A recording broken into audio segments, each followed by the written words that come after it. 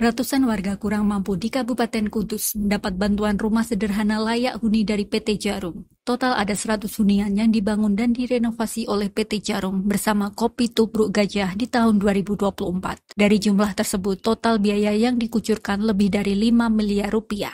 Secara konsisten, PT Djarum dalam upaya pengentasan kemiskinan ekstrim di Jawa Tengah melalui program Rumah Sederhana Layak Huni RSLH dengan anggaran di tahun 2024 sebesar 5 miliar rupiah. Jumlah anggaran tersebut terbagi untuk masing-masing rumah berkisar 53 juta rupiah. Para penerima bantuan RSLH tersebut tersebar di 9 kecamatan di Kabupaten Kudus. Salah satu penerima bantuan dari program RSLH PT Djarum, Nurhuda, warga desa Karangmalang Gebok, mengaku sebelumnya rumahnya kurang layak ditempati karena seperti mau roboh. Di saat hujan angin kencang, airnya masuk. Dengan bantuan dirinya bersyukur sekarang tidur jadi nyenyak sekeluarga. Sementara itu, Deputi General Manager Community Development PT Djarum Ahmad Budiharto mengatakan, program renovasi rumah ini tak lepas dari upaya PT Djarum untuk ambil bagian dalam program pengentasan kemiskinan ekstrim, agar masyarakat yang berada di bawah garis kemiskinan memiliki rumah yang layak huni. Khusus di Kudus yang merupakan kantor pusat, kegiatan ini adalah upaya PT Djarum dalam memberikan kontribusi positif kepada masyarakat Kota Kretek.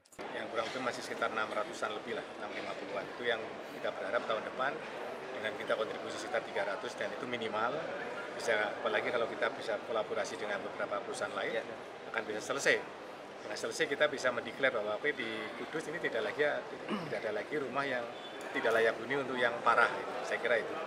Jadi ini adalah satu program yang akan berkelanjutan, tidak hanya selesai aja. Dan tadi kalau kita bicara tentang kesehatan masyarakat, itu kan bukan cuma sekedar rumah saja, tapi kita juga tadi sampaikan oleh Pak PJ mengenai bagaimana tentang kondisi jambannya, bagaimana tentang kondisi air bersihnya, itu juga merupakan PR-PR yang harus kita selesaikan. Sekarang bisa tidur lebih nyaman.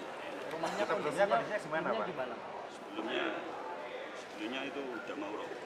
Kalau hujan, kalau ada angin gitu kan bocor semua. Kalau tidur nggak nyaman? Ya nggak nyaman. Sekarang ya sudah, alhamdulillah. Ya tinggal di mana? Tinggal Karangmalang. Pak, selamatan. Pak, keadaan mau roboh itu sudah berapa tahun, Pak? Apa? Keadaan mau roboh dan bocor itu sudah berapa tahun itu? Oh, udah 3 tahunan. 3 tahun. Kalau pekerjaan masih sendiri apa, Pak? Sebelumnya batal, cuma nggak ada apa itu, nggak ada besi-besinya. Sementara itu, penjabat Bupati Kudus M. Hasan Habibi menuturkan, program ini merupakan bentuk kolaborasi yang sangat luar biasa sebagai upaya pengentasan kemiskinan di Kabupaten Kudus. Ia berharap agar para penerima bantuan dapat merasakan manfaat dan bisa hidup lebih baik. Di samping itu, kedepannya program ini dapat dirasakan secara merata oleh masyarakat kurang mampu dan berjalan secara berkelanjutan. Kerjasama yang dilakukan, kolaborasi sosial yang dilakukan, kalau itu dilandasi dengan good governance, dengan clean governance yang baik, itu hasilnya juga pasti akan lebih maksimal. Dan tadi teman-teman dari Djarum juga sudah menyampaikan untuk tahun depan itu minimal 300 rumah. Minimal, nggih Pak?